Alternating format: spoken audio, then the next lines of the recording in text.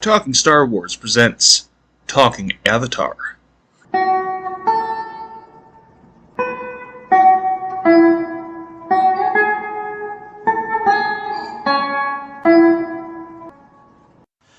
Hello, Star Wars and Avatar fans.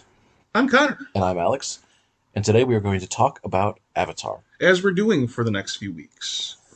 So, for those who listened to our previous episode, you know that we are taking a break from talking Star Wars to go into talking Avatar, draw a couple of parallels back to Star Wars, but analyze the world of Avatar The Last Airbender on its own merits in the same way we do for Star Wars.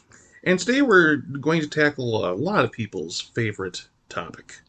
Yeah. We're going to talk about villains, the antagonists, from sneering overlords to petty tyrants to people who are absolutely committed. They're doing the right thing and doing it for all the wrong reasons. We're going to talk about all the villains that we love or do not love in the Avatar universe.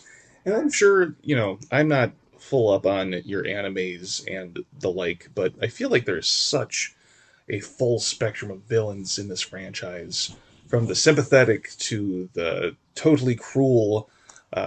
There are villains that you entirely fear and villains that you wouldn't mind being. It's an impressive amount of variety in a single franchise. Yes, and you even have the primary villain of the first 3 seasons of Avatar, Fire Lord Ozai, being played by Mark Hamill. Mm-hmm. So, there you go, Star Wars fans. Mark Hamill is the most powerful villain we're going to talk about today. Yeah, and I would say that Star Wars, in its own way, has its own villains. And again, we'll just do a quick sketch before we focus entirely on Avatar. Mm-hmm. You have Grand Moff Tarkin as our first villain, who's then defeated. We have Vader, who continues on. We have the Emperor as our overarching villain. And then we have Palpatine again. We have Count Dooku. We have Newt Gunray. Maul. Yeah, Darth Maul. And then going into the sequel trilogy, we have Kylo Ren, Snoke, Phasma. yeah, we have Armitage Hux, Phasma, and then Palpatine again. Mm-hmm. So, those are our villains there for Star Wars. And again, the most interesting of which is largely Darth Vader. Mm-hmm. And then we'll draw some parallels later. But Avatar has more screen time to tell its stories. Mm-hmm. And so we get more development of its villains, not just in what they're doing, but who they are and why they're doing what they do. So, without further ado, we're going to just talk about the primary villains of Avatar, both in the visual series, in some of the ancillary media, and talk about why we find them compelling and interesting in what they say about the universe of Avatar. Because they're not usually just arising in a vacuum. We see how villainy, evil, and being an antagonist arises from the world and circumstances that someone lives in, and says interesting things about that world.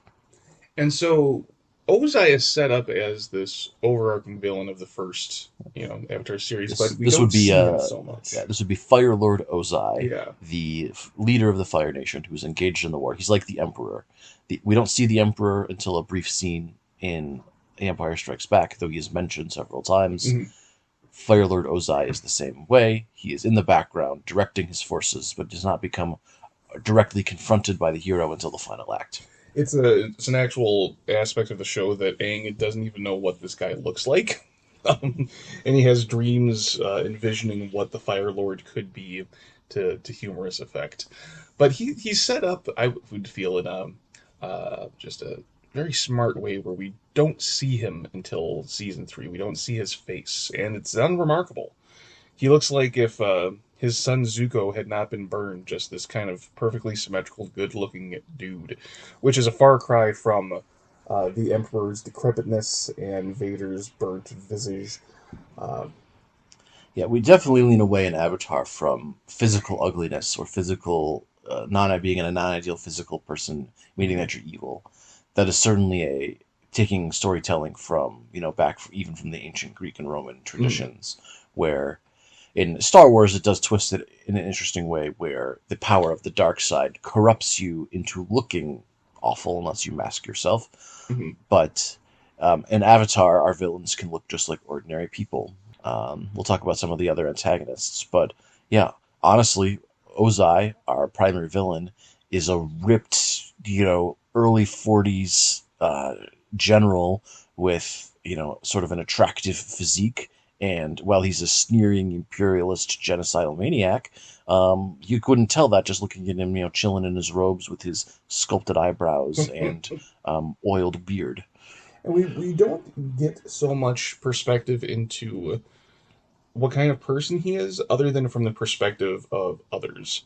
So he doesn't go on these, long monologues where he's talking about his upbringing. We just kind of see through his children's memories what kind of a cruel man he was. Yeah, we have to judge Ozai by his actions because he's never a point of view character, much like Palpatine really isn't either. So whereas Palpatine built 2 Death Stars, tries to force lightning Luke to death, and lured the rebels into a trap just so he could savor their destruction, we have Ozai, who burned half the face of his own son, sent his 14-year-old daughter on a mission to go both kill the Avatar and capture her own brother, forced his own wife into marriage, and then after he wanted to seize the throne for himself, blackmailed his wife through the life of their own son to go kill his own father for him so he could ascend the throne before his older brother could recover enough to become Fire Lord. So, if we're judging him by those actions... Oh, and then he also just straight up attempts to murder his son, Zuko, later on with a blast of lightning to the chest. So... As Stephen King says, he ain't no nice guy. No, he never becomes like this inhuman monster. Zuko has positive memories of him as a child. He always wants to win his approval. And we see him being, at least trying to be reasonable and that. But just beneath the surface, there is this monstrous, continuing cycle of revenge person going on.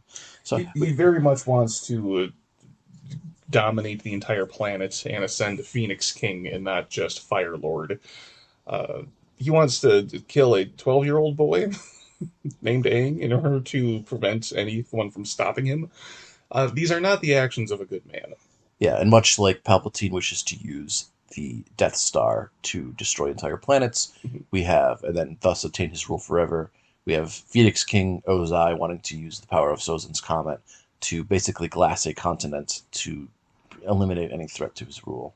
So that's sort of his overarching villainous role from seasons 1, 2, 3.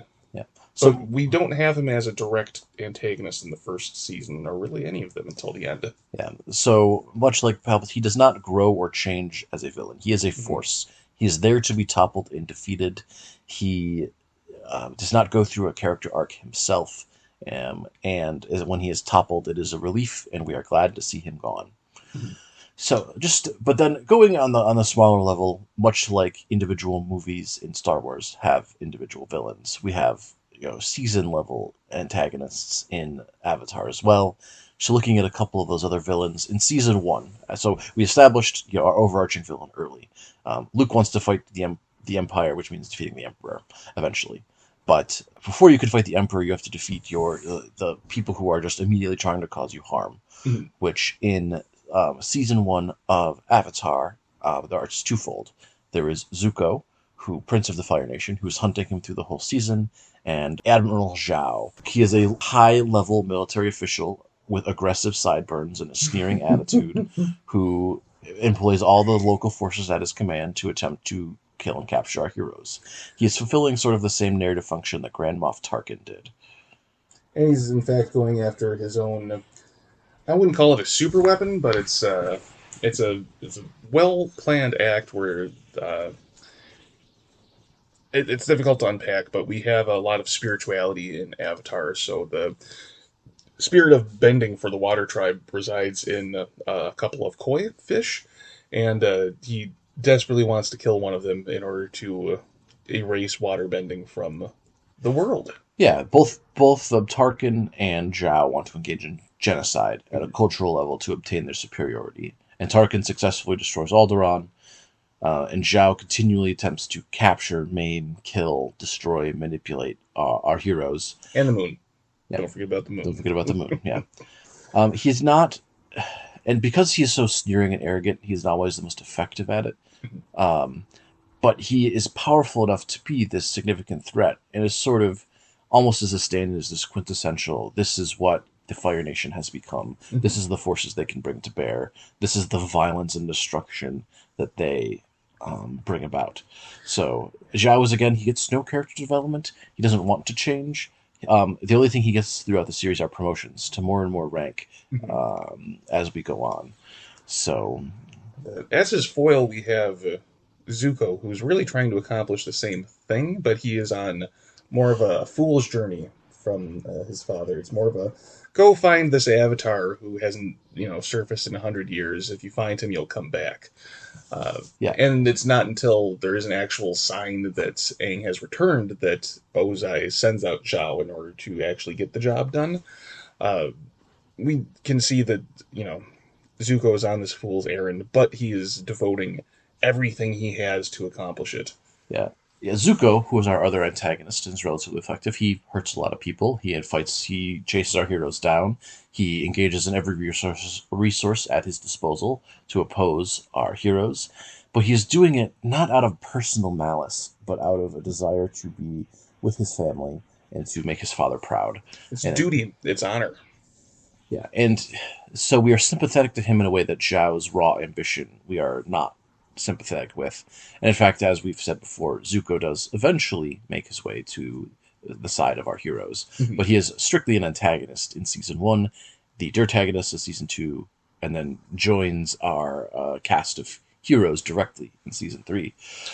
There's some points in the season one where we can see some of the vulnerability in Zuko, where he takes on this persona of the Blue Spirit in order to combat Zhao. Uh, and really, he allies himself with Aang at this point, but it's only so that he can capture Aang himself and not allow Admiral Zhao to do so. But it's an interesting character choice, I would say, that, again, we don't see a whole lot of. We don't see the villains often ally themselves with the heroes unbeknownst to them in order to further their own plot. Yeah, and much like, where Luke is the son of Darth Vader, Zuko is the son of the Fire Lord, our ultimate antagonist. And Mhm. so that familial connection complicates the relationship a great deal. Yeah, but Zuko goes through he's on the high touch character development path. Mhm. He backslides, he makes poor choices, he goes on, but you're always interested and almost rooting for him to figure things out. Please stop fighting. Like, we want to see Zhao defeated. We want to see maybe Zuko defeated. We want to see Zuko learn. Mhm. And but he never, even for the first two seasons, he never stops being an antagonist. He is opposing the goals of let's stop the world from being destroyed by the Fire Nation, Mhm. even when Zuko is betrayed and is just trying to survive. Yeah, and that's, in season two, that idea of survival, I'd say, is key because he's lost all of his resources as Prince. He has, nothing to fight the Avatar with. He's on the run from his sister as well. He's an enemy to the Fire Nation. He's not giving up his goal to capture the Avatar until about midway late in the season, where he starts to settle down with his uncle and then continues to make poor decisions from there. Yeah. So that's our first season villains and our Mhm. overarching villain. But then to go forward through the Avatar series, we then have the antagonist of Azula, Mhm. younger sister of Zuko. Oh, as we can see, when you're running a fascist military dictatorship, as the Fire Nation is, family become very important. So the only people that Ozai trusts to go carry out his orders are direct family members. Those Nepo babies. Yeah, Um, Azula, the violent, destructive, psychotic nepo baby. she gets a special weapon, much like the Star Wars double-sided lightsaber. Her flames are blue when she's firebending, which goes to show the violence, the anger, the uh, destruction that she can possess compared to those around her. Yes, and Azula, much like where Vader is shown once he's out under the control of Tarkin to be violent but very effective at what he does. Mhm. Azula is a very effective antagonist. She's She cunning. she adapts and she learns. She does not let pride always get in the way like Zhao did. She is much harder for our heroes to defeat. So Azula maintains a villain through season 2 and 3, both working with and opposing Zuko, but always trying to oppose Aang. But the interesting part is that she and Aang never really directly interact except through violence. Um, Other than a couple of conversations, the emotional weight of her as an antagonist lands with her brother. Mhm. She's just more of a force to be escaped, fought, or reckoned with for our primary cast of heroes. But as an emotional obstacle, she lays with her brother, which is an interesting choice, I think. Where Zhao, Aang had several conversations with him, and in fact, as did Zuko. In fact, he served as foil for both of them. Mhm. Azula then more directly transitions to be the antagonist of our entire cast of characters, but the um, personal growth blocker, perhaps, for Zuko. And she becomes the enemy of the entire Earth nation, which is pretty impressive. She's one character who can be cold, calculating, chilling, and then almost in the same breath make you laugh with just how inhuman she seems and by how much joy she gets from that. She relishes in violence, and I think that's why she's the favored child of Ozai. Zuko is not particularly as skilled or elegant in his fighting and bending as Azula is, and she just again just relishes in that idea of violence, genocide, power. Uh, I think Zuko would just rather be hanging out with the family and reading a story with his mother, but it just makes for a very entertaining villain where, Zhao is he's fine, he's great, he's Jason Isaacs. You can't go wrong with that, but Azula is equal parts entertaining and frightening. Yeah, and in fact, she transitions to be the primary antagonist of Zuko in season 3 when Mhm. there are a series of final confrontations. It is Aang who must fight the Fire Lord. It is Zuko who must fight Azula. With So, Katara also, which is an interesting point where, you know, for Zuko, the honor would be to fight his sister in a one-on-one competition, but he's grown to the point where he has accepted the benefits of help, kinship. and he's like, yeah, and I'm not going to trust my sister to go by the bounds of our duel because she's crazy and needs to go down. Mm-hmm. So, That's another thing. Azula develops into a batshit crazy antagonist when she is so in control in season two.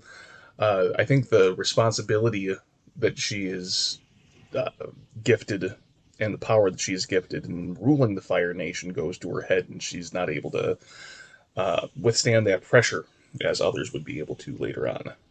yeah, so Azula, along with Zuko, is probably our most dynamic villain in that she goes through shifts and changes. And we see, in some ways, she is always responsible for her own choices, but she is also perpetuating a cycle of violence that began 100 years ago Mhm. and has been unable to escape. She relies on fear, manipulation, and threats to get what she wants, and when those fail, she is left without more normal human tools to engender loyalty and obedience, which then is what causes her downfall. And because she is aware deep down that something is wrong, that as a 14 and then 15-year-old, she should not be relying on threats of violence to secure friendship with her friends, Mhm. but she knows no other way. And so she directs all of that anger and hatred outward towards her brother, who has managed to find growth and acceptance in another group, and And friends that he has earned and not just domineered. yeah. So that, and then going into even season 3 of Avatar, again, we don't really get another big arc villain. Mhm. It's just, we have Azula already, we've established them. We have the Fire Lord now getting more characterization. Yeah, But and even in season two, all like the Earth Kingdom is so vast that we have little sects and pockets of here are some pirates, here are some sandbenders. They're minor antagonists more so than we encountered in season one. yeah, But even someone like Long Feng, who's in charge of the capital yeah, the police Dai force. Li and the Mhm. secret police of the capital. And one thing I wanted to touch on is, and I think it's an important distinction for the Avatar universe, is that, we've talked about a bunch of Fire Nation royals here because they're our big antagonists, but Mhm. a lot of the more petty antagonists that we encounter. We have Jet, a freedom fighter against the Fire Nation, who turns out is a murderous terrorist. Mhm. We encounter Master Paku at the Northern Water Tribe, who is ostensibly on the same side as our heroes, but is an antagonist in that he refuses to pass on his knowledge to a woman. And when Aang tries to circumvent that, he is entirely willing to let the world burn rather than have his own worldviews challenged by accepting that perhaps women are people. Um, and then we have the general, Earth Kingdom general, who attempts to force Aang to unlock power at the tip of a sword. Does not go well for him. We have a swamp bender as a waterbender who has a misunderstanding with their heroes and attempts to force them out of an area using violence. So we have these other, antagonists, from giant owl spirits to sandbenders to other areas, that oppose our heroes, and they are not just Fire Nation individuals. Much like in any episodic show, you have individual antagonists in individual episodes, but also they run the gamut of not just being, this is not just another monster that Rita has pulled from her bag in Power Rangers that grows into a giant individual. They are, again, products of the environment that they live in, and either are seeking power, revenge, acceptance, are desperate for a solution to a problem. It takes a lot more work to make a giant monster than just pulling it out of Rita's bag. She needs to have Finster sculpt it into a clay being, put that through a machine, send that to Earth to fight the Power Rangers as a small monster, and then she will throw her scepter at the monster for it to grow. It's a process. She needs to update her process. Talking Power Rangers coming 2025. But it's a dangerous world in Avatar. It's a world at war, and it's one in which the heroes need to constantly progress through and escape from a threat. But yeah, so I think the conclusion from the first Avatar series is that, there are always antagonists, and they can be powerful or petty, and some just need to be opposed and defeated, in a context, whether that's at the micro or macro level, but that, the offer for redemption and ability to change is most important. And if you do have the ability to acknowledge your mistakes and change, hey, maybe you won't be a villain anymore. But if you refuse, then you are trapped in the same role that you're in, and it is only going to bring you pain, even if you're succeeding at your goals. It will never be for the right reasons. So, in speaking about Korra, we have a different sort of approach here, where we don't have a single overarching villain, but we have a series of different villains with very different ideological beliefs. Yeah, there are really 4 main antagonists, and then you have some more minor antagonists from each season that I will sketch out briefly. And each of these villains sort of embodies the philosophy that Korra is fighting against, and the growth she needs to go through in each season, which is an interesting way to do it. And Connor and I will rank these at the end, I think, of all the villains, and talk about our favorites. But for Korra, again, we have leader of the Equalists, Amon, who can take people's bending away, season 1 of Korra. Season 2 of Korra, we have Unalaq and Vaatu, who are then joined as one being, Unalaq being her uncle, and then Vaatu being an ancient spirit of darkness. So the diametrically opposed, person and spirit against Korra herself, trying to bring about a literal apocalypse. Then we have Season 3, our primary antagonist is Zaheer, leader of the Red Lotus, who is an anarchist who believes that a violent terrorist anarchist, who believes the only way to spread his philosophy is through the violent destruction of the previous means of government and society, and he does that through regicide and attempted deicide by killing the Avatar, with a sort of a regretful tone that doesn't eliminate the brutality of his actions at all. And then you have Season 4, we have Kuvira, who is just the combination of all the other previous characters' choices, being probably the least directly powerful individual in the list, but is attempting to establish an empire that is then conquering other areas. So she is almost like a new Ozai, but coming from the Earth Kingdom, continuing a cycle of colonial violence and colonization as it goes. So we do have other petty villains or more minor villains that show up. I'm scratching my head, because it seems like in Season 1, the primary villains, the Equalists, have their own lackeys, but I think overall it's more of like a political, ideological opposite to Korra. Like, we always have either a Council of Republic City or the President of Republic City, who isn't really as supportive of the Avatar as characters in The Last Airbender. Everyone that needed the Avatar in Korra, everyone just wants the Avatar to leave them alone. Yeah, so Season 1 of Korra actually has the most antagonists, because Korra is at her most combative and wants to fight everyone. So from the Triple Threat Triads to the Wolf Bats in the Pro-Bending Arena to Tarlok, the council member of Republic City, all of these are antagonists to Korra. All of them oppose her. And then even Asami's father, Hiroshi Sato, then the Amon's one of his right hand men. So season 1 of Korra, being 12 episodes, has lots of antagonists in it, but they're of varying quality, and not of quality, but of varying focus. And they're not exactly violent antagonists. Korra isn't, running away from invaders or conquerors or anything like that. She's merely trying to She's trying to build navigate her risks. role Yeah. in a changing world where there is violence and inequality, and trying to figure out what her best role is in combating that. Mhm. But we'll focus on the main villains and then some of the more minor ones as we go. But then we get season 2. It's primarily Unalaq and Vatu, and then we also have Varric, a industrialist inventor who does not side with Unalaq at all, but is a war profiteer and is entirely willing to use violence to further his business ends by taking advantage of a volatile situation.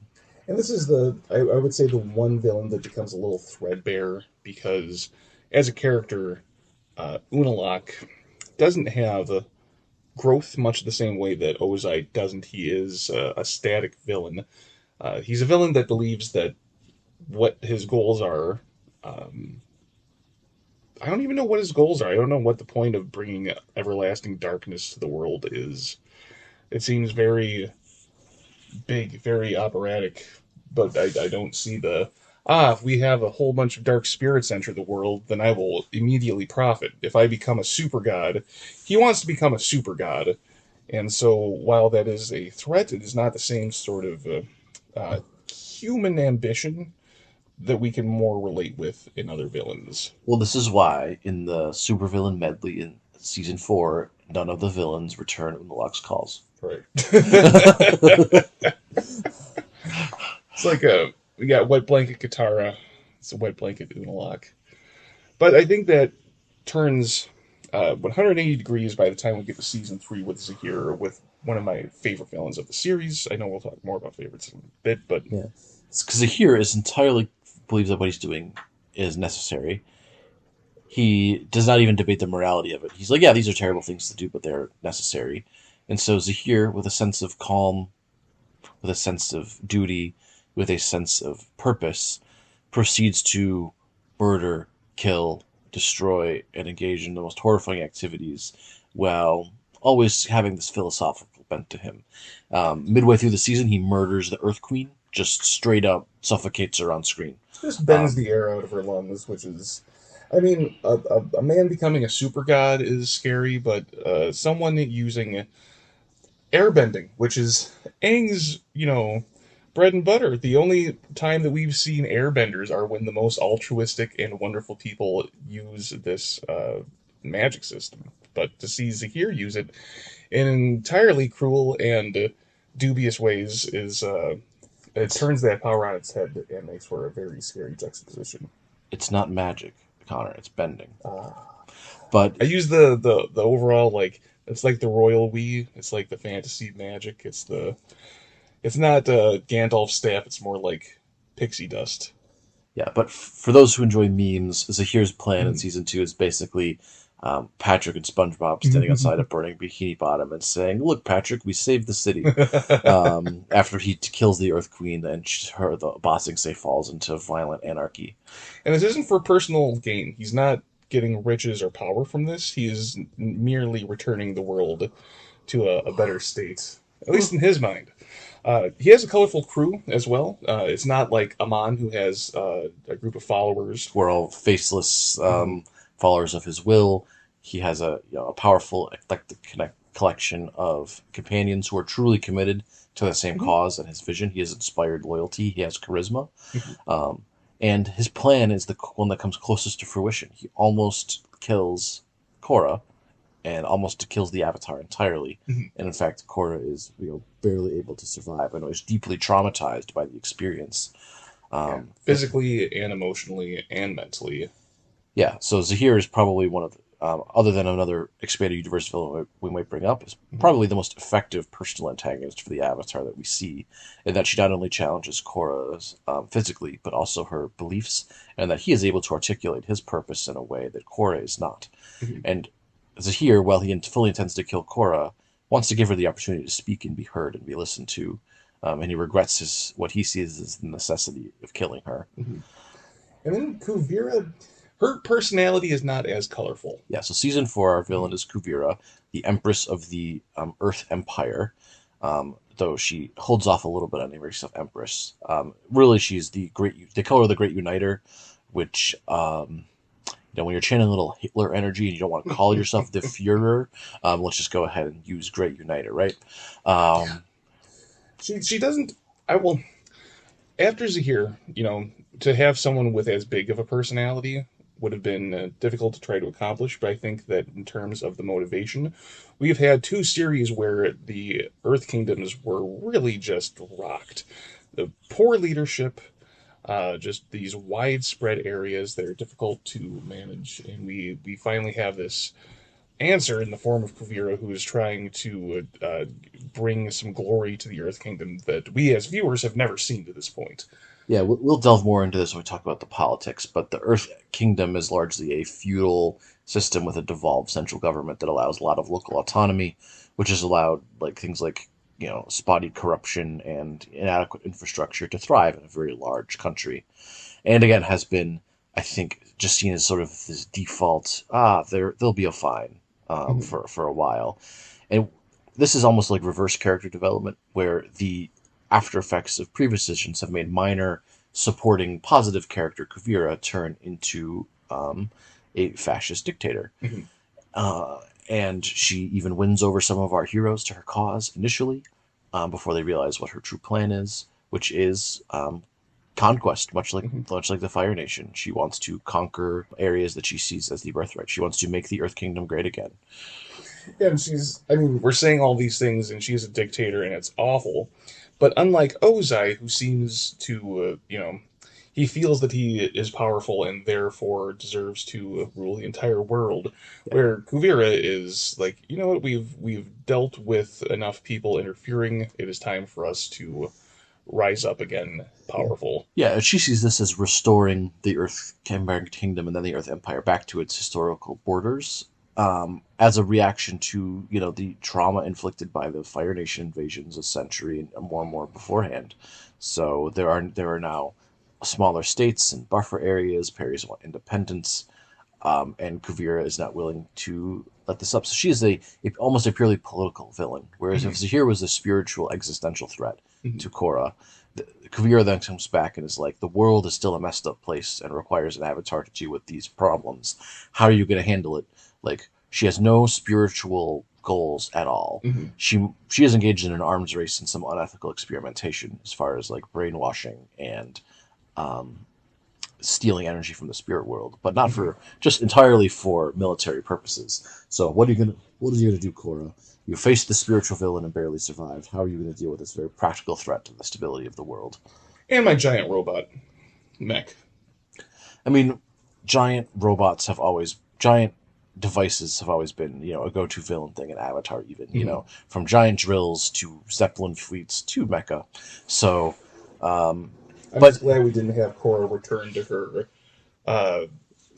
Rava state. She was also a giant kaiju. Yes, I must that would be what happened in Power Rangers. I must remember how I was once large and blue. I shall return to that power and punch the mecha in the face. No. We thankfully never see that. I mean, we do see that in season 2 where we have 2 kaiju fight, but we get a short, brutal duel in the cockpit of it between 2 women who are utterly convinced that they're right and want to kill each other.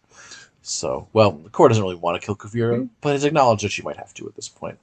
And it's interesting that there is still one caveat physically where Kuvira is a master metal bender and Korra is quite novice and struggles with that. But as the Avatar, and could, if she had her head in the game, could and does easily overpower Kuvira, but has to, literally she has trauma, and it's not like she needs to get over her trauma, because that's not just something you get over, but she needs to manage and acknowledge that it's a difficulty she's facing and reach out for support from how she's isolated herself. Right. We'll get more into that later when we're not just talking about the villains. But again, Kuvira is the force by which Korra is forced to then grow and change again, as any antagonist will have you do. So before we make any picks of our most favorite villains, we do have an expanded universe of comic books and books that I am still making my way through, but Alex is quite familiar with. So, are there any from, let's say, the comic books first that stand out as being, uh, other figures in our Mount Rushmore of villains? So there are, several comic series going on, and there are petty antagonists of varying quality.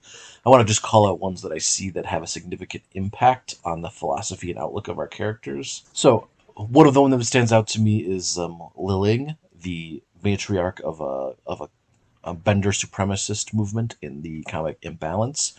She's almost like a reverse proto-equalist, where she believes that after the effects of the war, we need Benders to be at the head of at the forefront.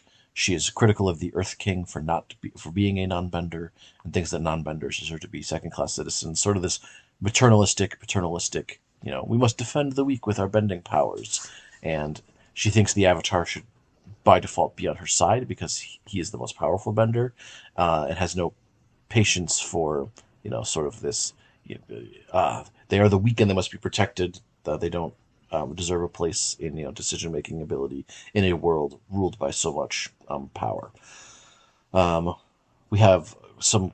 There's a comic series called North and South where our primary antagonist's name is Galak, and he wants to colonize the South in the name of the North. And otherwise, most of our villains, from the Promise and the Search, almost like characters look inside themselves, and they end up on opposed sides. We don't get a lot of new characters being antagonists as they go on. From the volumes I've read, it seems so much more about concluding those story arcs, because if I have one nit about The Last Airbender, is that it purposefully left some development go fully just aware that, okay, this is the last season. A series finale should never have a cliffhanger. But, how else do you sell comic books, I guess? Because these comic books directly answer those cliffhanger questions. Yeah. So the primary villain I would like to highlight here and just discuss in the expanded universe context is from the Kyoshi novels. So there's the Rise of Kyoshi and the Shadow of Kyoshi, and the first novel. It looks like our antagonist is going to be this pirate queen, and then she is unceremoniously killed in the first few chapters. And it turns out our primary antagonist for the remainder of the novel is going to, in fact, be the chief companion of the previous Avatar, Jianzhu. Jianzhu is a fussy and fastidious administrator a master earthbender who was the best friend of Kuruk, the previous Avatar. Kuruk died tragically young, and now Jianzhu has taken it upon himself to keep the world together in the absence of an Avatar. And so when Kyoshi is identified as Avatar, he's willing to do anything to keep the world turning as he sees fit, and that he must, including engaging in such horrifying acts of violence that he always sees are necessary. He goes to any lengths to bring the Avatar back under his control and his tutelage, because it has been his job entrusted to him by the previous Avatar to keep the world safe, and he will do it whatever he has to do. Much like some comic book villains that Connor and I have discussed, it turns out his solutions typically keep coming back to mass murder. So yeah, he starts the series with a reputation that our main character's not aware of, where at one point he had 5,000 people dig their own graves, and then used his earthbending to shatter their legs so they fell into the own graves that they dug. The Yellowneck Rebellion. So he's called the Gravedigger. Jianzhu, but he literally sacrifices the best friend of our hero to a spirit just so he can have control. He decapitates an air nomad just because he won't go with his plan. Like straight up, he's like, "You won't help me. You're gonna oppose me." And then he then hides the identity of the Avatar from the world because he thinks it'll bring in balance. And when it's eventually found out that he's been lying to everyone, he invites all of these other powerful members of the ruling coalition to his home and poisons them all so that no other people can oppose him, because Jianzhu knows best. Jianzhu must remain in control, is what the Avatar wanted, and he will kill anyone who gets in his way. The only person he can't afford to kill is Kyoshi herself. But he's entirely willing to kill everyone around her because he identifies her weakness. It's like, oh, this is your lover, Rangi? I will murder her unless you do what I say. I will destroy this entire village unless you do what I say. I have identified your weakness, which is that you care about human life. So I will kill as many people as I need to get you to listen to me. So a bit like a Saw Gerrera, a bit like Gary Oldman in the second new Planet of the Apes movie. I don't know why that comes to mind, but Yeah. it's this character who is deeply flawed, but is doing things for what they believe are entirely altruistic reasons. Yeah, and you can see the remnants of what was a good person in Jianzhu. And you can see the stresses where he broke and then has believed this is the only solution. And unlike other antagonists from Jianzhu, we actually get chapters from his perspective. You see him work through the moral implications of his decisions. You see him justify his decisions to himself. And I think what truly encapsulates Jianzhu's character the most is he has his final confrontation with Kyoshi, which, as you know, since Kyoshi remains Avatar, he does lose. And the confrontation does kill him. And so his plan A was to go to this confrontation, defeat Kyoshi, bring him under his control so that together they can then, come to an accord and rule the world and Kaba from descending into chaos with the power, with his own power and the Avatar's power together. That'd be ideal. However, he was entirely aware that the Avatar could kill him, so his contingency plan was, all right, if she does kill me, all of my resources, all of my knowledge, all of my power go to her. She should have the best shot possible to ruling the world. And Kyoshi struggles with that for the remainder of her life, in that a lot of the resources that she uses, and a lot of the safe houses that she goes to, the informants that she has, the vast library of knowledge that she refers to, were all compiled by her worst enemy, who threatened to kill everyone she loved and succeeded in several instances of just murdering people that she cared about. It's all a living reminder of his intentions. It was never personal, and she struggles with realizing how broken he could have been where he was able to do all that, but then still at the end think he was doing the right thing and give her all these resources, which she could not do without. It's this horrifying dichotomy that Kyoshi can't quite reconcile because the world is messy and consequences always come home to roost, and she just has to deal with it. So Jianzhu is up there in my constellation of villains, in that he's this earth-bending former companion to an Avatar who just, over a series of small and then more important decisions, talked himself into mass murder, personal murder, sacrificing children to spirits, and trying to control the Avatar because he thought it was the only way to stop the world from descending into war. So he definitely goes on the top of your list. As we wrap up the conversation on villains, who else would you pick as memorable, top tier, well developed characters, not just villains? So I go for Jianzhu, I go for Zaheer, I go for Azula and Zuko. I kind of have to pick together just because they're the ways in which they depict family trauma together. And just for the voice acting of Grey Delisle and Azula is just sublime. And Dante Bosco, Rufio himself as Zuko. Yeah, so exceptional there. So those are probably my top picks.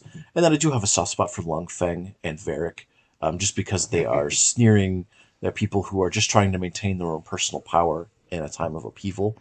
Not aware that, we're not in the political story here. This is the season about cosmic struggles, and so you were doomed from the start. And I always have a soft spot for Varric because he's a villain who gets an arc. But I'd also add Amon to that list. I thought that Korra had such a strong villain out of the gate, and I miss that we don't get to see any equalist factions after this point, because Amon is acting from false pretenses, but his presence, his mask, the ultimate truth of his character are ones that stand out to me as something that we don't see in any other Avatar villain. And I don't want to give too much away because that is part of the charm of his character. Oh, and Steve Blum. Before he was every single stormtrooper in Star Wars Rebels, he's Spike from Cowboy Bebop. He plays Amon with only the gravelly gravitas as he could. Yeah, and then I also do want to mention Kuvira, in that I found her to being an entirely political villain in a series that has been dominated up to that point by ideological ones and spiritual ones was refreshing. What a strong season, also. Just uh, it just seemed like the world was against Korra, not just Kuvira, and she had to forgive herself, work through her trauma, and then succeed a Reich, which not all heroes can do in a single season. And then just finally, let's mention Zhao, because Zhao, while not being the most important, like, developed character, was a foil for both Zuko and Aang in the same season. His presence was actually relatively brilliant in that way, in that Mm-hmm. he operates in both worlds, has conversations with both our hero and our other antagonists to help them grow as people by his presence of being terrible. Mm-hmm. So the fact that he just operated as an extension of the world he was in forced change on both of our primary protagonists. And he's got the best mutton chops in the game. So yeah. That's true. I can't think of another Avatar character who can pull off those mutton chops. Mm-hmm. You could argue that Zhao doesn't pull off the mutton chops, but don't tell that to Zhao's face. The mutton chops pull off him. Yeah. That just sounds dirty. But in any case, that has been our discussion on the villains of Avatar and Korra. Yeah, there are, of course, villains we haven't touched on and other bits of ancillary media. Um, there are antagonists, of course, in the Yang Chen novels, though one of the points of those novels are that it's the systems who are bad and the individuals almost don't matter. But we can delve more into that subject later. But yeah, Jianzhu, Amon, Azula, Zuko, Ozai, Zhao, all of them doing great things by forcing our heroes to grow and change with the decisions that they make, and all have understandable and believable motivations even when they're doing terrible things. They're not just scary looking masks. Yeah, they're not just clay monsters shot from space. um, yeah, and much the same so that Star Wars tries to just like, oh yeah, Vader believes that the Empire is the best. I mean, Palpatine might be a sneering, evil person. Snoke might just think that the dark side corrupts and he deserves what he wants. So Avatar has this space, and lacking an absolute arbiter of morality such as the Force, um, gives our antagonists some more nuance and space to maneuver where it's not just, and they're evil. So thank you for allowing us to take this time in order to delve into the subject of villains, and you can expect to find us next week talking about more Avatar subject matter. Thank you for joining us for Talking Star Wars Presents Talking Avatar, and we'll see you next week.